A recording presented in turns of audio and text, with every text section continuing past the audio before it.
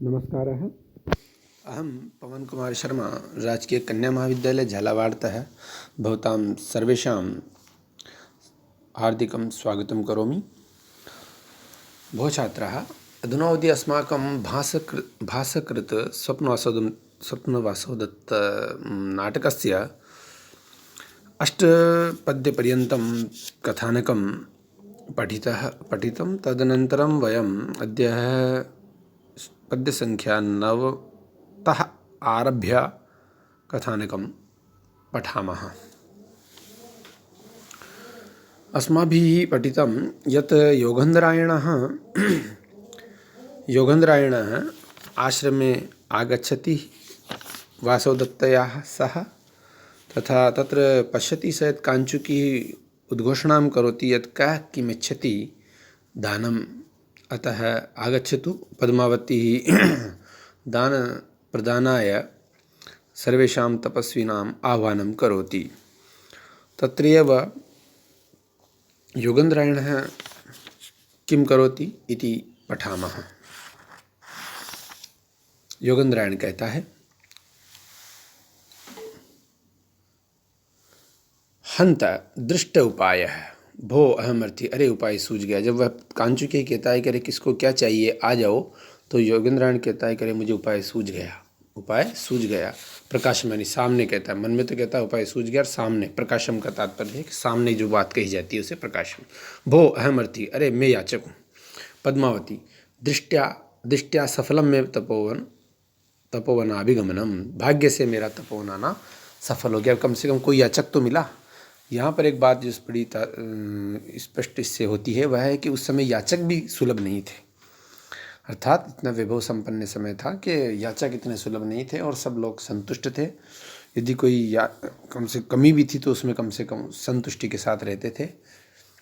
तो वैसी वहाँ पर दशा में प्राप्त होती है। और तापसी कहती है, संतुष्ट तपस्वी जनमिदम आश्रम पदम आगंतुके नान्यन भवितव्यम। यह आश्रम पद कैसा है? जहाँ के सारे तपस्वी लोग संतुष्ट हैं, ऐसा है। यह निश्चित रूप से कोई आगंतुक होगा। कांचुकी, भो किम क्रियताम, अरे क्या चाहिए, क्या किया जाए? योगेन्द्रायण कहता है, इयम मे स्वसा, यह मेरी बहन है। वसुदत्ता जो अपने साथ भेष बदल के आई उसको अपनी बहन बता रहा है और कहता है, प्रोषित भर्तृकाम इमाम इच्छाम्यत्र भवत्याः कंचित कालम परिपाल्यमानाम कुतः। ये मेरी बहन है और इसके पति क्या है, परदेश गए हुए हैं, विदेश में है। मैं आपके द्वारा कुछ समय तक इसको रक्षित की हुई चाहता हूँ। क्यों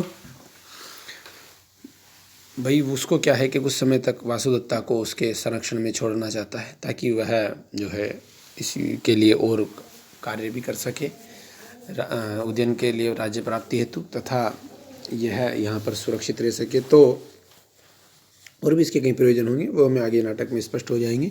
तो यहाँ पर वह कहता है कि मैं इसको आपके संरक्षण में छोड़ना चाहता हूँ। क्यों छोड़ना चाहता हूँ, उसका कारण वह अगले पद्य में बताता है।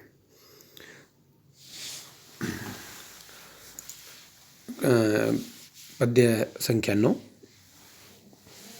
कार्यम नेवार्थई नापि भोगई न वस्त्रैनाहं कषायम वृत्ति हेतो प्रपन्न धीरा कन्नेयम दृष्टधर्म प्रचारा शक्ता चारित्र्यं रक्षितुं मे भगन्या।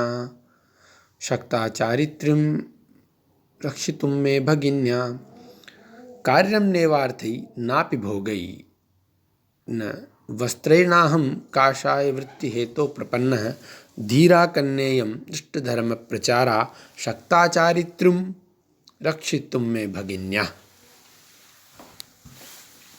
अन्वय देखते हैं इसका कि न एव अर्थई, न तो अर्थों से ही अर्थात धन संपत्ति से, न अपि भोगई, न ही भोगों से, न वस्त्रई, न ही वस्त्रों से, मम अध्यार कर लिया गया है नहीं पर अध्यार कर लिया गया, मान लिया गया है, अर्थ संगति के लिए रख दिया गया है। मम कार्य, मेरा कार्य, न तो मुझे पैसों से, न भोग से, न वस्त्रों से मेरा कोई कार्य है, प्रयोजन है। अहम वृत्ति है तो काषायम न प्रपन्न है, मैंने वृत्ति है तो अर्थात आजीविका के लिए या कुछ संपत्ति अर्जन के लिए काषाय गेरुआ वस्त्र नहीं स्वीकृत किया है, को प्राप्त नहीं किया है मैंने। इयम कन्या दृष्ट धर्म प्रचारा, ये कन्या मुझे धर्म में प्रचार वाली या धर्माचरण वाली मुझे दिखाई देती है और धीरा दिखाई देती है, मनस्विनी दिखाई देती है। अतः मैं भगिन्या यानी मेरी भगिनी के, मेरी बहन के चारित्र मेरी चरित्र की रक्षा करने के लिए शक्ता यानी समर्थ है। वस्तुतः जो स्वयं धार्मिक होगा, चरित्रवान होगा, वही दूसरों को चरित्र की रक्षा कर सकता है। जो स्वयं चरित्रहीन है वो दूसरों की चरित्र की रक्षा कैसे करेगा। यह सोच करके योगेंद्रायण जो है अपना मंतव्य स्पष्ट रखता है कि मेरे भोग से, पैसों से मुझे कोई लेना देना नहीं है। मैंने इस पैसों के लिए, अर्थ के लिए, अर्जन के लिए ये कषाय गिरोह वस्त्र धारण नहीं किया है। यह कन्या मुझे धीर और धर्म प्रचार वाली दिखाई देती है, अतः मेरे बहन के जो है चरित्र की रक्षा कर सकती है।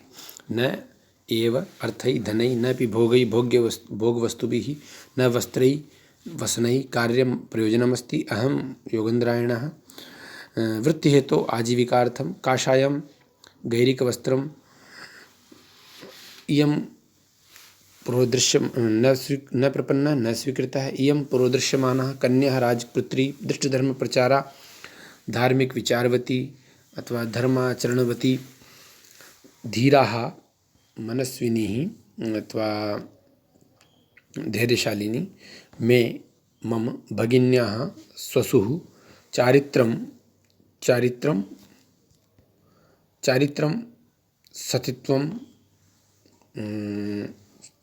सतित्वं पत्नीव्रतत्वं रक्षितुं पालयितुं शक्ता समर्था। अतो अहं भगिनी रक्षणार्थम अभ्यर्थये प्रार्थये वा। इसलिए मैं जो है भगिनी की रक्षा के लिए यहाँ पर प्रार्थना कर रहा हूँ। तो यहाँ पर जो है हमें सीधा साधा एक अर्थ प्राप्त होता है कि जो स्वयं चरित्रवान होता है वही दूसरे के चरित्र की रक्षा करने में समर्थ होता है। और इसी कारण से जो आपकी जो ये राजपुत्री है यह मुझे धार्मिक लग रही है, इसलिए मैं अपनी भगिन को इनके संरक्षण में छोड़ना चाहता हूँ। तो यहाँ पर छंद जो है वैश्व देवी नाम का छंद है, जिसमें मगण मगण और 2 यगण होते हैं, 5 और 7 पर यति होती है, 12 वर्णों का छंद है। और अलंकार की दृष्टि से विचार करें तो पद्मावती की न्यास रक्षण क्षमता का सहेतु कथन होने से, अर्थात पद्मावती न्यास की रक्षा क्यों करेगी, क्योंकि स्वयं वह दृष्ट धर्म प्रचार है और धीर है, इसलिए तो सहेतु कथन होने से काव्यलिंग अलंकार है, और साभिप्राय विशेषण होने से परिकर अलंकार भी है। तो यहाँ पर जो है योगेंद्रायण जो सतर्क अपनी बात को, अपनी प्रार्थना को रखता है, अपनी समस्या भी रख दी है और उसके लिए समाधान के लिए तर्क सहित भी उसने बात अपनी रख दी है। उसके बाद जो है वासुदत्ता क्या कहती है, वासुदत्ता कहती है हम ये माम निक्षेप तुम काम है आर्य योगेंद्रायण। अरे ये क्या, मुझे आर्य योगेंद्रायण यहाँ पर निक्षेप के रूप में रखना चाहते हैं। बहुतु अविचार्य क्रमम न करिष्यति, ये बिगैर विचारे कोई काम नहीं करेंगे। कांचुकीय कहते हैं कि भवती मैति खल वयस्य व्यपाश्रयणा के राजकुमारी जी, इसकी प्रार्थना बहुत बड़ी है। कथम प्रतिजानी, में कैसे स्वीकार करें, कुतः क्योंकि, किस लिए स्वीकार करना कठिन है ये। तो यहाँ पर वह कहता है कांचुकीय, सुखम अर्थो भवेद दातुम सुखम प्राणा सुखम तपः सुखम मन्यत भवेद सर्वम दुखम न्यासस्य रक्षणम। अन्वय देखते हैं। अर्थ है दातुम सुखम भवेद, अर्थ किसी को देना हो तो वह भी सरल है। प्राणा दातुम का अध्ययन करेंगे, प्राण देना भी सुखकर है। तप है यानी तप करना अथवा तप का फल देना भी सुखकर है। अन्यत सर्वम यत्किमपि अस्ति तत् सुखम भवेत, वह सब और कुछ जो है सब सरल है, किंतु न्यासस्य रक्षणम दुखम, धरोहर की रक्षा करना बहुत कठिन कार्य है। अर्थम देखो कांचुकीय है यहाँ पर बहुत विचारशील अनुभवी आदमी है, तो उसने अपने विवेक से अनुभव से यह बात कही है कि अर्थम धनम दातुम प्रदातुम सुखम सुखकरम भवेत विद्यते स्यात्, प्राणाः असवः सुखम सुखकरम दातुम सुखकरम, तपश्चरणस्य फलं प्रदातुम सुखम सुखकरम, अन्यत् किमपि वस्तु दातुम प्रदानाय सर्वं वस्तु सुखकरम भवेत् स्यात्।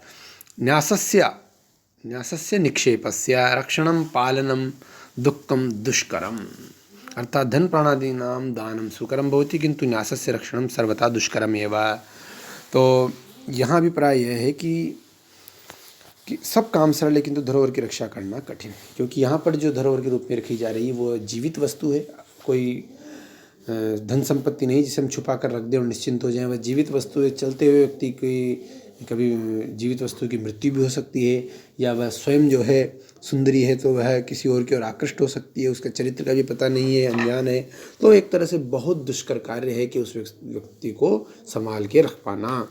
तो यहाँ पर यह चीज़ स्पष्ट हो रही है और साथ में जो है उसकी रक्षा करना कठिन है। तक कांचुकी अपने अनुभव से यह बात रखता है।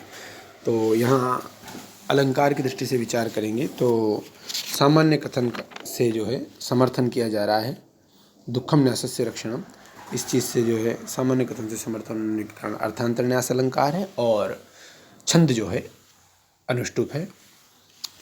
तो इस तरह से जो है पद्य संख्या 10 तक का व्याख्यान समाप्त होता है। जयतु भारतम, जयतु संस्कृतम।